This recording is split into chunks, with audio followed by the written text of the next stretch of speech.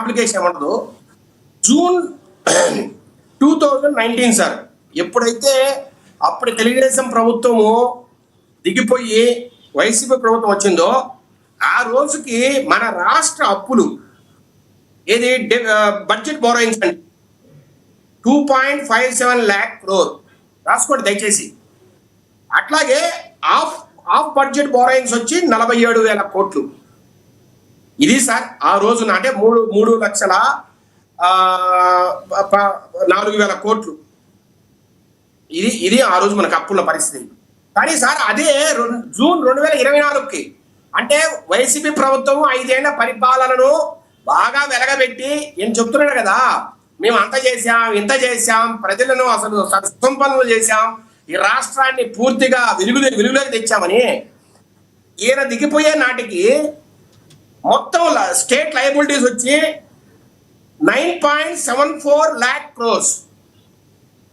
మీరు ఎక్కడ చూసినా కనపడుతుంది. ఆయన ఏంటండి మరి 3 లక్షల కోట్ల వరకే మేము అప్పులు చేసామని చెప్తున్నారు కదా ఆయన. అదే సార్ అదే ఇప్పుడు 9.74 lakh crores ఏది ఇది గవర్నమెంట్ కున్న of budget direct debit sir. Budget తరపున బోరోయింగ్స్ కొన్ని ఉంటాయి, పిఎస్యూస్ తరపున బోరోయింగ్స్ ఉంటాయి, అంటే గ్యారంటీస్ కొన్ని ఇచ్చి తెచ్చే బోరోయింగ్స్ ఉంటాయి. ఏది పిఎస్యూస్ కొన్ని గ్యారంటీస్ ఇస్తాయి, వాటికి ఉన్న ఆస్తులు ఏవో తనఖా పెట్టి కొన్ని తెస్తాయి. అట్లా తనఖా పెట్టకుండా తెచ్చే బోరోయింగ్స్. ఇప్పుడు నేను అంటున్నా వీళ్ళు అంటే సార్ 9.74 మైనస్ 3.04 ఎంత సార్? 6,50,000 కోట్లు వీళ్ళు రాష్ట్ర ప్రభుత్వం తరపున అప్పులు తెచ్చిన మాట వాస్తవం కాదా? అదొకటే కాదు సార్, బకాయిలు కాంట్రాక్టర్లకే, మామూలు సివిల్ కాంట్రాక్టర్లకే బకాయిలు 1,50,000 కోట్లు ఉన్నాయి ఈరోజు. వీళ్ళు మిగిల్చిపోయిన బకాయిలు 1,50,000 కోట్లు. అట్లాగే రకరకాల ఫీజు రియంబర్స్మెంట్ బకాయిలు కావచ్చు, ఉద్యోగులకు బకాయిలు కావచ్చు, రకరకాలుగా మొత్తం 3 లక్షల కోట్ల బకాయిలు వైసీపీ ప్రభుత్వము మిగిల్చిపోయింది. అందుకనే మేము ఆ రోజు చెప్పాం, అయ్యా మొత్తం అప్పు ఈ రాష్ట్రానికి 12 లక్షల కోట్ల పైన ఉంది, ఇది ఆర్థిక విధ్వంసం అని ఆ రోజు చెప్పాం. ఇది ఇప్పుడు నా దగ్గర ఇంటర్నెట్ లో తీసి బయటికి. ఎందుకు మీరు లిక్కర్ మాఫియా, ఇసుక మాఫియా ఎందుకు చేస్తున్నారు? జగన్మోహన్ రెడ్డి గారు దాని మీద కూడా అడిగారు. లిక్కర్ మాఫియా, ఇసుక మాఫియా, మైనింగ్ మాఫియాకి తెరలేపిన మీరు ఆర్థికంగా ధ్వంసం చేశారు. రాష్ట్రానికి ఎలా వస్తాయి? అన్నీ మీకు కావాల్సిన వాళ్ళకి ఇచ్చుకుని అన్నీ మీరే చేయడంతో ఆంధ్రప్రదేశ్ ఖజానాకి డబ్బులు ఎక్కడి నుంచి వస్తాయని ప్రశ్నిస్తున్నారు ఆయన. సార్ ఇప్పుడు ఆయన ఉన్నప్పుడు ఫిజికల్ రెవెన్యూ డెఫిసిట్ అంతా 2023-24లో ఆయన దిగిపోయే నాటికి 2.6% రెవెన్యూ డెఫిసిట్ ఉంది. అంటే ఆ రోజు 60,000 కోట్ల రూపాయల రెవెన్యూ డెఫిసిట్. అంటే మనకు వచ్చే ఆదాయానికి మనం పెట్టే ఖర్చుకు 60,000 కోట్ల డిఫరెన్స్ ఉందండి. అదే ఈ సంవత్సరం ఏదైతే బడ్జెట్ ప్రవేశపెట్టామో అది 22,000 కోట్లు తెచ్చాం. అంటే 30 అదే పోయిన సంవత్సరం చూసుకుంటే 33,000 కోట్లు తెచ్చాం. ఆ డిఫరెన్స్ ని అంటే ఎవరు బాగా పరిపాలన చేస్తారు? రెండోసారి ఫిజికల్ డెఫిసిట్ కూడా ఈ రోజు మనము మిగతా రాష్ట్రాలతో పోలిస్తే మనము చాలా వైబుల్ పర్సంటేజ్ కి, జిఎస్డిపిలో వైబుల్ పర్సంటేజ్ కి ఫిజికల్ డెఫిసిట్ తీసుకొచ్చాం. సో ఇది నెక్స్ట్ ఇయర్ ఇంకా తగ్గుతుంది సార్. మనము ఏదైతే వీళ్ళు ఆర్థిక విధ్వంసం చేసి అనవసరమైన ఖర్చులు పెట్టారో ఆ ఖర్చులను ఆపాం కాబట్టి, అనవసరమైన ఎక్స్పెన్సెస్ ఆపాం కాబట్టి ఈ రోజు రెవెన్యూ డెఫిసిట్ తగ్గింది. వైజాగ్ లో మీరు భూదోపిడీ చేస్తున్నారని కూడా చెప్తున్నారు. ఒక్క నిమిషం సార్ ఒక్క నిమిషం. మీరు అంటున్నారు కదా ఇల్లీగల్ లిక్కర్ కుంభకోణం, ఇసుక కుంభకోణం, ఇంకా ఏమన్నారు సార్? వైజాగ్ లో భూదోపిడీ దీనికి నిదర్శనం కాకుండా ఇది చెప్పిందని చెప్తున్నారు ఆయన. సార్ అదొకటి సరే, అంత ముందు దోపిడీ లేడు చూడండి. అవేంటి? ఇసుక, లిక్కర్, ఇంకా మైనింగ్ సార్. ఇవి ఎవరి ఆధ్వర్యంలో జరిగాయి సార్? ఒక్క నిమిషం సార్, దీని మీద మాట్లాడతా. ఇల్లీగల్ కుంభకోణం లిక్కర్ లో జరిగిందని, 1,00,000 కోట్ల దోపిడీ జరిగిందని, దాంట్లో 40,000 కోట్లు మిథునుడు దొబ్బేశాడని, ఇంకొక 40,000 కోట్లు వైఎస్ భారతిరెడ్డి కొట్టేశారని, ఆ డబ్బుకు కాపలాగా చెవిరెడ్డి భాస్కర్ రెడ్డిని, ఆయన కొడుకును, ఇంకా ఈ కేసిరెడ్డి రాజశేఖర రెడ్డిని వీళ్ళందరినీ పెట్టారనేది ఈరోజు బయట అందరూ మాట్లాడుతున్నారు.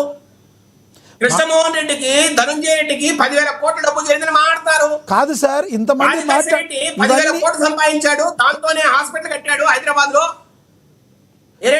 కట్టాడు, అట్లాగే రకరకాల శేఖర్ రెడ్డి గారు, సినిమాలు తీశాడు. ఆరోపణలు తర్వాత చేయడం సౌత్ ఆఫ్రికా వేరు. డబ్బులు పెట్టాడని శేఖర్ రెడ్డి నిన్ననే గారు- ఈడీ 441 కోట్ల రూపాయలకు వాళ్ళ ఆస్తులు అటాచ్ చేసింది. అవును సార్, పూణే చాణక్య మీ కావచ్చు, దగ్గర కృష్ణరెడ్డి నిజంగా కావచ్చు, ఎవిడెన్స్ అలాగే ఉంటే, వాసురెడ్డి. ప్రభుత్వం మీది నిజంగా ఎవిడెన్స్ ఉంటే ఆరోపణలు బురద చల్లటం కాకుండా మీరు చర్యలు తీసుకోవచ్చు కదా. నిజంగా సార్ 4,000 కోట్లకు సార్ ఇప్పటి వరకు సిట్టు దర్యాప్తులో 4,000 కోట్ల వరకు అవినీతి జరిగిందని బయటకు వచ్చింది. వాస్తవ గణాంకాలతో వాళ్ళు సిట్టు చార్జ్ షీట్ దాఖలు చేశారు కోర్టులో. నిన్ననే 441 కోట్ల రూపాయలకి వాళ్ళు ఈడీ అటాచ్ చేసింది ఆస్తుల్ని.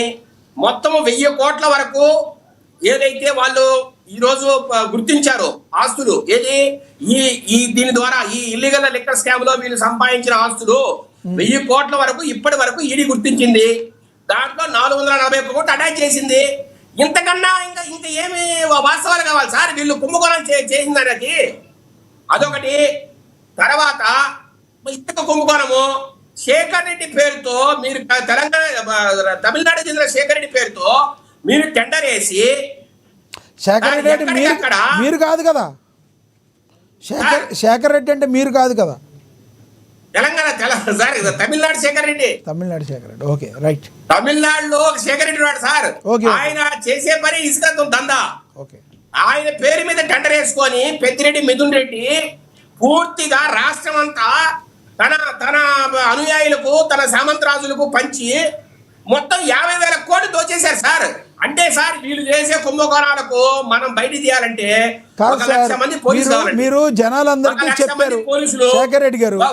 కాదు సార్, 5 వచ్చారు కాదు సార్, ఆయన వాళ్ళు 5 వచ్చారు, ఈది వచ్చారు అని జనాలకి చెప్పారు. మీరు ప్రభుత్వంలోకి వచ్చారు. వచ్చిన తర్వాత 2 ఏళ్లలో మీరు ఏమైనా ప్రూవ్ చేయగలిగారా? ఎవరినన్నా ఈ దోషులని ప్రజల ముందు నిలబెట్టగలిగారా? ఏం జరుగుతుంది ఇప్పుడు? ప్రూవ్ చేసే కదా. మిథున్ రెడ్డి జైలుకి వెళ్ళాడు, చెవిరెడ్డి భాస్కర్ రెడ్డి జైలుకి వెళ్ళాడు, కృష్ణమోహన్ రెడ్డి జైలుకి వెళ్ళాడు, ధనంజయ రెడ్డి జైలుకి వెళ్ళాడు, వాసుదేవరెడ్డి సార్ ఎవరైతే వీళ్ళు ఐఆర్టీఎస్ అధికారిని సెంట్రల్ గవర్నమెంట్ నుంచి బయట తెచ్చారో స్టేట్ కి, అతను జైలుకి వెళ్ళాడు ఈ మధ్య కాలంలో.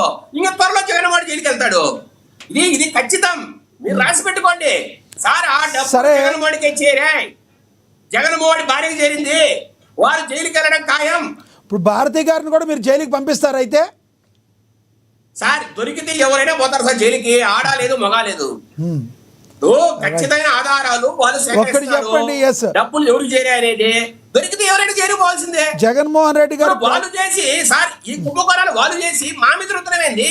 సరే ఈ రోజు సార్ ఆ రోజు ఓటీఎస్ అని ఏదైతే ఉందో automated system, orders for supply, దాన్ని పక్కన పెట్టి మాన్యువల్ గా వీళ్ళు ఒక ఈమెయిల్ ఐడి క్రియేట్ చేసి దాని ద్వారా వీళ్ళకి నచ్చిన వ్యక్తుల నుంచి వీళ్ళు ఆర్డర్స్ తీసుకొని ఆ రోజు వాళ్ళ దగ్గర కమిషన్ తీసుకొని వాళ్ళ దగ్గర నుంచి సరఫరా తీసుకొని రకరకాల నాసిరకం బ్రాండ్లను ప్రజలకు గుర్తున్న వాస్తవం కదా. కేపీఎంజీ సంస్థను అడ్డు పెట్టుకొని రకరకాల జే బ్రాండ్ అనే బ్రాండ్ అసలు జగన్మోహన్ రెడ్డి గారి హయాంలో కాదు, జగన్మోహన్ రెడ్డి గారి హయాంలో కాదు. జే బ్రాండ్ అనేది గతంలో ఉన్న చంద్రబాబు గారి హయాంలో వచ్చిందని వాళ్ళు కూడా చెప్తున్నారు కదా. వాస్తవం లేదంటారా? సార్ మీరు 2019 ఉన్న బ్రాండ్ చూడండి, 2019 తర్వాత వచ్చే బ్రాండ్ చూడండి, అంతగా ఈ రోజు కూడా బ్రాండ్ చూడండి మళ్ళీ. సరే ఒక్కటైతే వాస్తవం సార్, ఒక్కటైతే వాస్తవం సార్. జగన్మోహన్ రెడ్డి గారు ఇచ్చిన ఒక హామీని, ఆ హామీని అయినా నెరవేర్చలేదు.